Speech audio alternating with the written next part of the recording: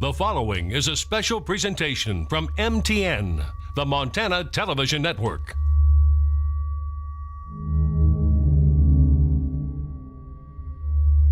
Since 1978, 14 bombings have occurred across our nation.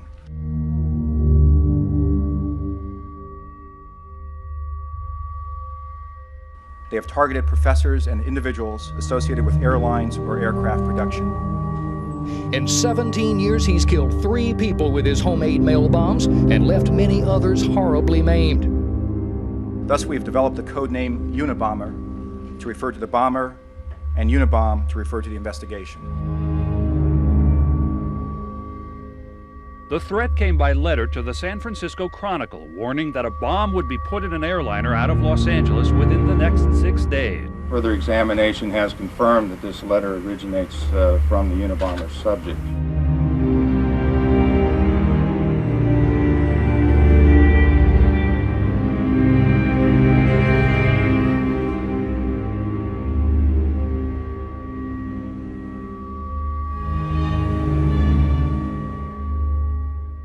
People around town were surprised to hear about the Unabomber suspect living in their small rural community. There's other people I would have thought were, if they're going to pick somebody in Lincoln, Montana, I'd have thought not him.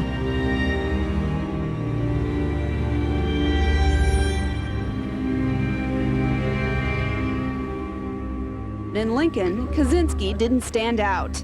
We have people in Lincoln with long beards and long hair and all that kind of stuff, and so it wasn't necessarily that he'd fit in. It was just that we have those kinds of people up here, and that's fine. Some are looking at the attention in a positive light, but hope it's short-lived.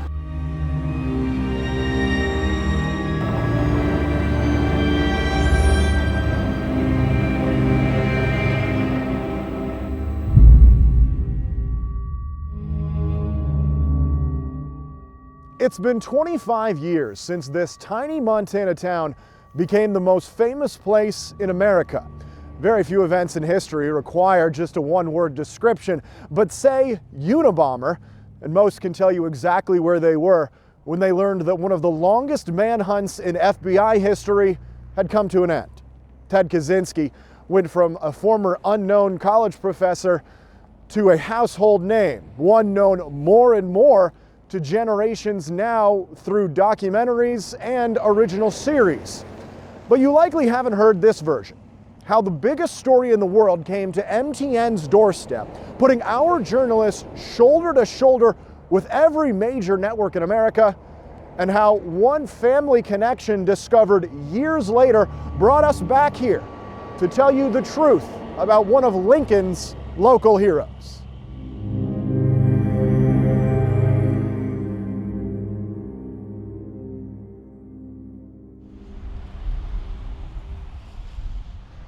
You're entering hallowed ground here, Casey.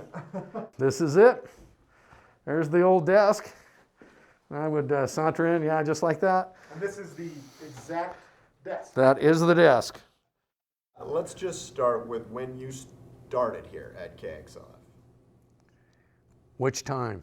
I interned here in college in 1974. I was just telling you about working here in the summer. I originally wanted to go into production, but the news director came and said, we got two interns, one of them's going to the news department, so you come with me. The purpose of this display is to see if the use of energy can be controlled by switches. I went and became the Capitol Bureau Chief for Color 8.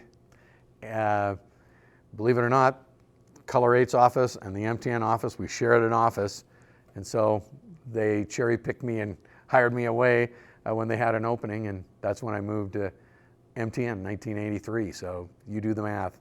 I wonder where they got these old photos.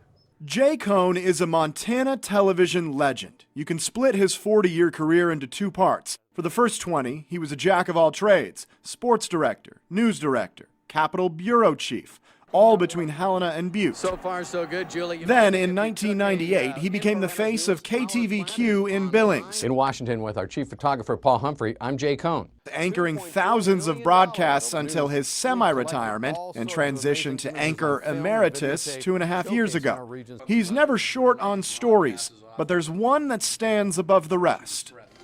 A convoy of law enforcement officers haul fugitive Freeman to jail cells in Billings. On March 25, 1996, after the FBI captured Montana Freeman leader Leroy Schweitzer, 10 of his fellow militiamen barricaded themselves in a compound on a ranch just outside Jordan, Montana, beginning an 81-day standoff with federal agents.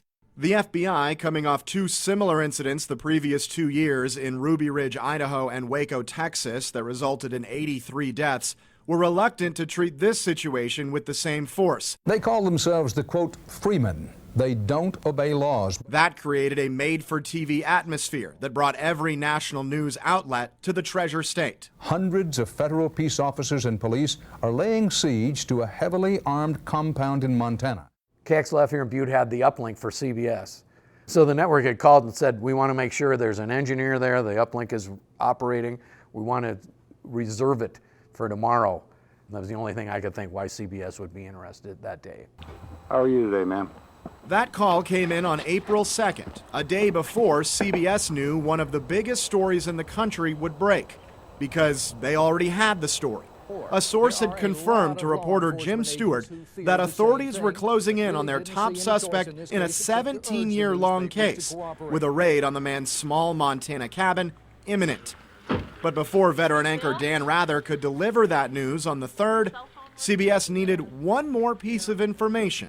You know, the idiom in news is like we need 3 independent confirmation for every little piece of information, especially when you're on a manhunt like that. Well, I got a phone call, I would say maybe early afternoon here, and it was from the CBS News Washington Bureau, and they said, we're looking to find out if this individual ever had a Montana driver's license, and if so, we'd like a picture of it.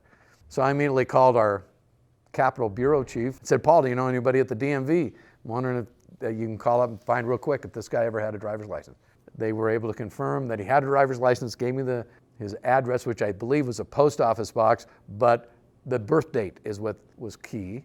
And so I called the Washington desk back and said, here's the date on it and his birthday, and the guy went, that's exactly what we needed, thank you so much, and hung up.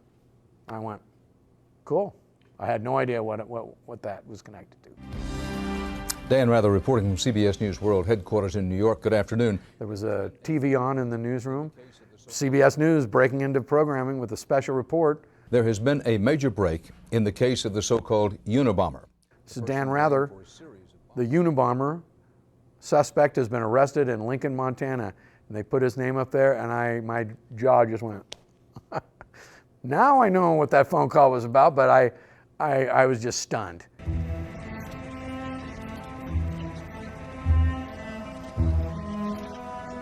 I ran home for lunch in between class and turned on the TV. Peter Jennings broke in that they had found the Unabomber in Montana. I was like, what? And so then I immediately called into the station and, you know, what's going on? What are we doing? And then I don't even think I ate lunch. I just packed up and ran to work after that. James Rafferty was destined for that day. I wanted to be in journalism from a young age. Basically, when I was in 5th grade, I tried to start a newspaper at my elementary school and was shot down by the principal because apparently the First Amendment doesn't exist in elementary school. But I'd had an interest in it from that age on. Rafferty had been with MTN for 7 years by April of '96, but as a part-time weekend photographer at KPAX in Missoula, was still a low man on the totem pole. But he had 2 things going for him. One, he grew up in Great Falls and had traveled to and from college dozens of times through Lincoln. Anybody that makes that drive, that's where you stop. You stop in Lincoln to get a snack, probably go to the bathroom, and that's your midway point, and then you make your way to Missoula or Great Falls from that. And 2, his brashness wasn't going to let him take no for an answer, uncovering the biggest story of his lifetime. I mean, I basically got to the newsroom, and it was our weekend reporter, Rebecca, and you know, they were going to send her by herself, and I kind of made the argument of this is kind of a big story that, you know, if we have to pay the part-time weekend kid to go along, it might be worth the $4.25 an hour. And so we tossed the gear in and hopped in the car and honestly didn't really know what to expect. You know, it was just go to Lincoln and try to figure out what's going on. Keep in mind too, this is 1996.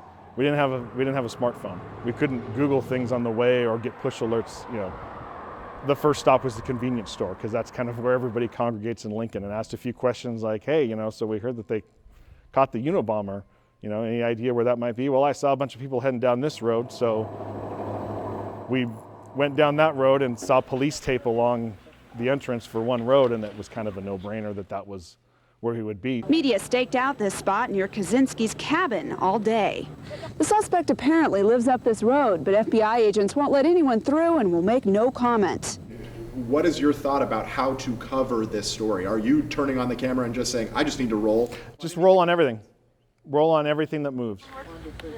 Roll on the media that has converged upon that, because at some point that's going to be a story. And then a white Bronco came down, and they pulled the tape out, and I kind of started to zoom in on the back seat, and there was just this wild hair. And it was like, okay, that person is not law enforcement, probably not an FBI agent. So just kind of zoomed in as tight as I could on him, and then followed the Bronco down the street. And then, we all knew that that's who it was. So then everybody just packed up and made a beeline back into Lincoln to figure out what our next move was. Well, we knew he was going to appear in court the next day, and somebody needed to go get him in court. But we also needed to get all of that footage back to get on our 10 o'clock news that night for the entire state. So what we did is we split up. I gave all of my tapes to the KRTV crew. They took off for Great Falls. Rebecca and I then took the Lincoln Road to Helena and found a place to crash and crashed for the night.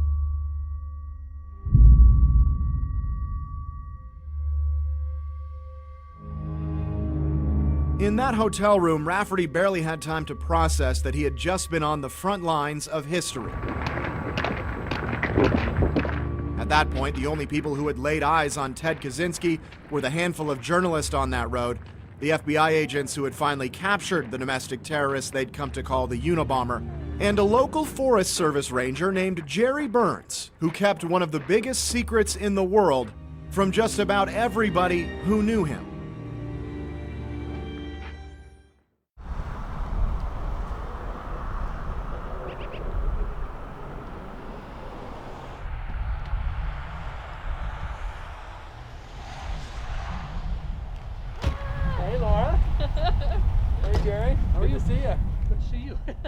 My dad, later on, I don't even know how many years later, said, you should go interview your cousin, because he has quite the story on the Unabomber, and I think he's the first one that told me about that. I never really connected the dots. I had no idea that the guy that they used from the Forest Service to help get the drop on Kaczynski was my long-lost cousin from Lincoln.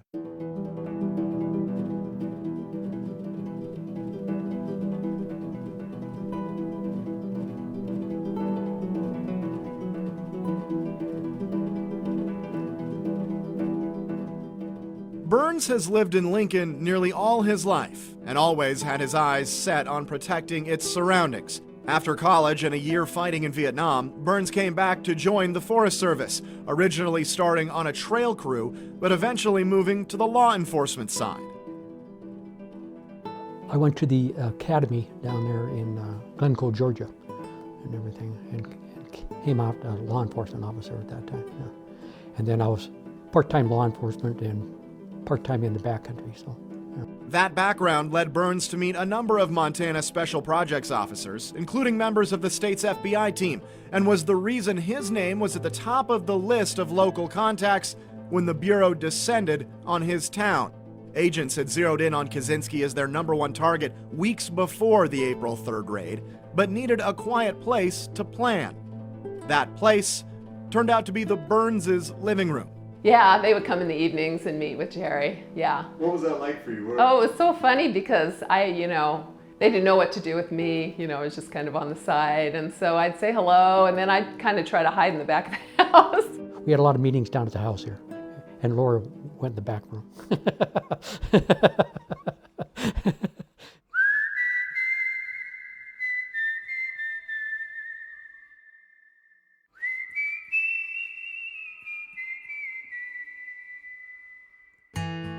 Burns didn't know it yet, but he would become the key to the entire operation. The FBI needed a local who knew the land well, because Kaczynski knew it better than every agent. Officers knew Kaczynski had constructed numerous hideouts surrounding his property 5 miles south of town in this thick, wooded area, so they needed to approach when he was inside the cabin. But that also presented challenges. For one, they didn't have an arrest warrant, just a search warrant that finally came through the morning of the 3rd. That gave the FBI the green light. But at the pre-raid meeting, Burns made a call that changed the entire story. They were going to surround the cabin and bring them out that way, and I said, no, I said, I think the best bet is to us 3 go up there as a survey team. Jerry said, you know, it's April, the snow's crunchy, and he's going to hear you a mile away because he's been living up there in isolation. So the best way is to approach him directly and talk to him about his property line. Of course, it's one thing to come up with the plan. Now, Burns had to execute it as the one luring the Unabomber, a man who had killed 3 people and injured 23 others, out of his cabin in the woods. The agreement for the 3 of them that were on the arresting team was that he would never go back in. Max Knowles and Tom McDaniels and I walked up to the cabin, and I knocked on the door and said, Ted, are you home? And he opened up the door, and I grabbed his hands, and out the door he came. So Jerry said his hand was up on the side of the door, and Ted started to go back in, he said, to get his slippers, and Jerry just took his wrist and he went out horizontal, and Jerry said he was so full of adrenaline at that moment that he just came out horizontally. And he was the one that cuffed him, and he said Ted started to struggle, and he said, Ted, you be a gentleman and we'll be gentlemen also. And he said all the soup just ran out of him and he just collapsed. Tom McDaniel put him in a chokehold, and I put the cuffs on him, and Max Knowles said, we got a warrant for your cabin and everything, so, and then come down to another cabin that was down there, and that was the last I seen of Ted, yeah.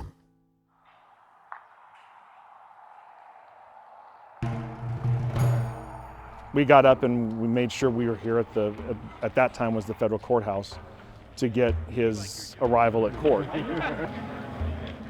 And once we got here, it was a zoo. Stay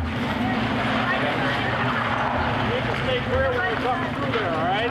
Stay clear. This entire parking lot was full of, media from all over the place.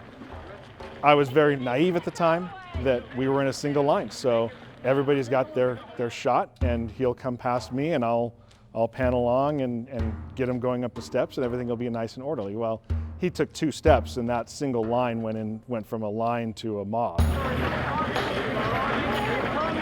And so, to be honest, I kind of was outside the pack. And then I was like, you know what? You've been waiting 8 years for this. You're not gonna just be shut out and have like a whole bunch of people's backs. How did you do it? How did you do it? At that time, the larger media had what's called beta cams. So everybody had these smaller, shoulder mount cameras. I still had the small market, giant 3/4 inch deck and big cameras. So I kind of used that to my advantage and just kind of started to swing that deck around and knocked a couple people out of my way. And then kind of found a gap right behind him, and I was probably about 40 or 50 pounds lighter at the time. So I just kind of slid right in there and then just followed him. Are you the Unabomber? It was kind of being in the right place at the right time, as far as being able to get the right shot along with our network to get a good sequence of what's happening. But then also, camera operators don't usually end up on camera. So you're like, oh yeah, I was there for that event and I was behind the scenes. You rarely ever see yourself. Well, now every time there's a documentary on the Unabomber and they get the footage from CBS, I'm like, okay, 3, 2, yep, there I am. In his first court appearance, 53-year-old Theodore Kaczynski spoke softly but clearly, telling the judge he cannot afford his own attorney. At that time, we had a bureau in the basement of the Capitol, so we were able to then work out of there and feed all of our stuff from there. Officials admit this hearing is a holding action. You can't have cameras in federal court, so you have to do court sketches. And again, you couldn't just scan the court sketches and send them, you had to shoot them with a camera. So they came racing down into the basement of the Capitol with, 3 or 4 sketches of like, how do we get these to New York in 20 minutes? So we put them on a music stand and fired up my camera and hooked it up to the outgoing signal from Helena, got New York on the phone. They had a satellite, and we basically were just shooting all the court sketches for CBS TV News that night. And they turned them around like 15 minutes later, and that was Rather's lead that night. Have you ever felt more pressure reporting a story? Maybe when the Unabomber's cabin came through on the back of the semi-truck. Got calls from every station, every network. You know, you can't miss it. We need him. It was like, I was going, for the love of God. My name is Shannon Everts, and I worked at KRTV for about 13 years. Hello, and welcome to Wild, Montana. I'm Jay Cohn. And I'm Shannon Everts. And at the time of the Unabomber story, I was the news anchor for the 5:30 and 10 o'clock news. Is James Rafferty, who has been the newscast director for the past 3 years. Federal agents basically lifted up his cabin and took it to Malmstrom Air Force Base. And they stored it at Malmstrom for a year. Then a year later, it's like 3 in the morning, I get a phone call at my house. And he says, Shannon, get your camera, get to Malmstrom Air Force Base, the front gate. They're going to be moving the Unabomber cabin. We sat at the front gate. It was freezing cold, waiting. And we're like waiting and waiting and waiting. And then all of a sudden, here comes this huge semi with a flatbed. And the Unabomber cabin is draped in a green tarp. And it's laying on the flatbed. And it comes out of Malmstrom Air Force Base.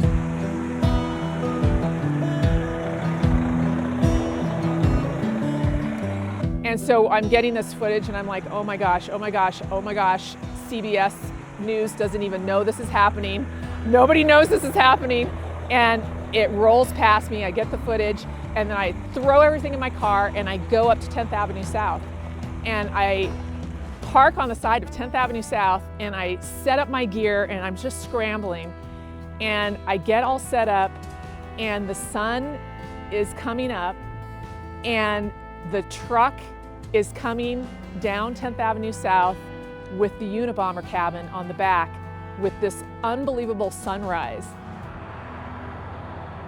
And I get this shot and I'm just so excited and I throw everything in the car and I scream up to KRTV and I go back to the back room and I'm like, get Butte on the phone, we're gonna send this video to CBS News for their morning show. And we did. We linked up and they had it live and they were the first ones to have that footage. And then Dan Rather that night, he opened his whole newscast with the footage of the truck going down 10th Avenue South with the Unabomber cabin on the back. As jury selection was rolling along today for the Unabomber trial of Ted Kaczynski, so was a key piece of defense evidence, and it was quite a sight. For it to be the opening shot for Dan Rather was incredible.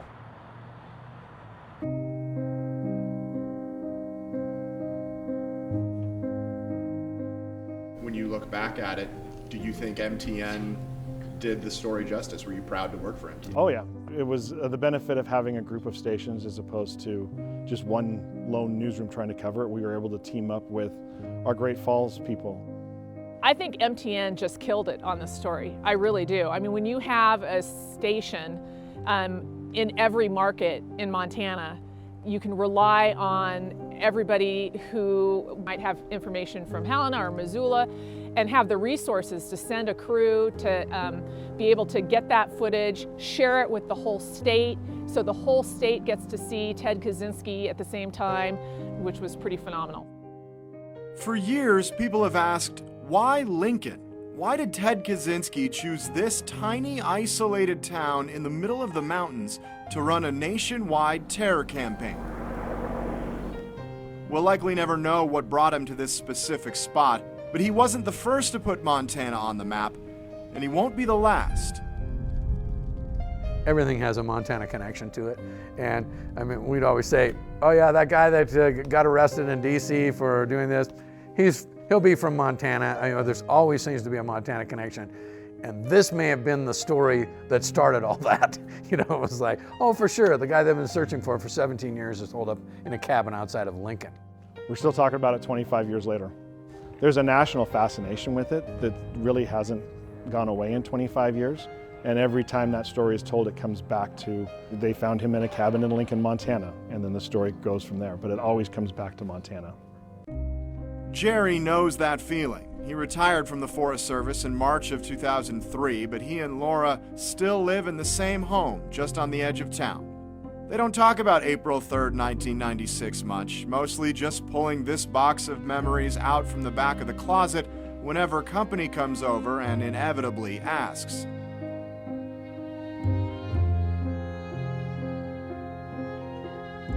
One particular highlight, a note from FBI agent Tom McDaniel that he called a tribute to Jerry Burns. Others had to sing his praises because Jerry was never one to brag. I mean, do you feel proud about what you've done? Do you feel proud of your work and that being involved in this? Right, yeah, I do, yeah. Just another day at the job. You know, since then I've realized, you know, how many people were injured and died and how many people's careers, their entire careers put into this investigation. I mean, how big it was. And then here it comes down to this, my husband walking up to a cabin, you know, in Lincoln and actually grabbing the Unabomber. It's amazing.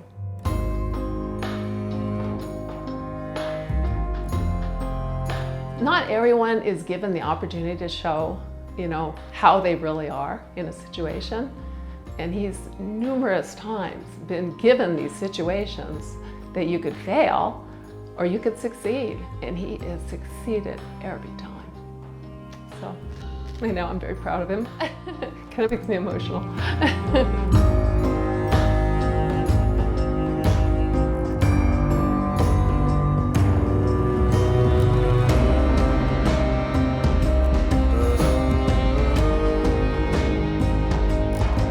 This is quite an intellectual serial killer. The most intellectual serial killer the nation has ever produced.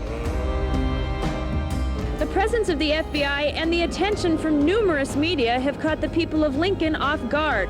They say it's hard to imagine the Unabomber living here.